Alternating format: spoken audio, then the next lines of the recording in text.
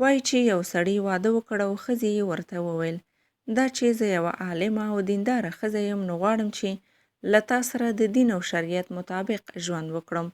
سړی ډیر خوشحاله شو چې د هغې د میرمنې په برکت به یو ښکلی د دین مطابق ژوند ولري. خو څو ورځې وروسته یې میرمنې ورته وویل ګوره ما له تا سره د خپل د دین د اصولو مطابق د ژوند کولو پریکړه کړې ده او په شریعت کې په ښځه باندې د خسر او خواښې خدمت کول واجب نه دی او د دین د اصولو په مطابق باید خاوند خپل میرمنې ته د یو جدا کور تیاری وکړي او باید ښځه او خاوند په جدا کور کې ژوند وکړي. نو زه نه غواړم چې خپلې خواښې او خسر سره یو ځای واوسیږم، ته باید زما لپاره جدا کور واخلي. سړی ډیر په تشویش کې شو چې بوډا مور او پلار څنګه یوازې پریږدي.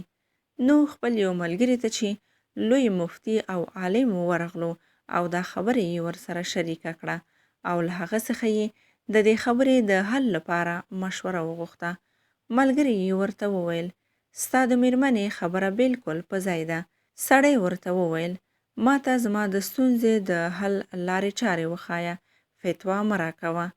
ملګري یې ورته وویل یوه د حل لاره شته او هغه دا چې ته همدا اوس کور ته ولاړ شه او ته دې میرمنې ته ووایې چې په شریعت کې د خواښې او خسر خدمت کول واجب نه دی او د ښځې او خاوند جدا اوسېدل په شریعت کې مناسب کار دی.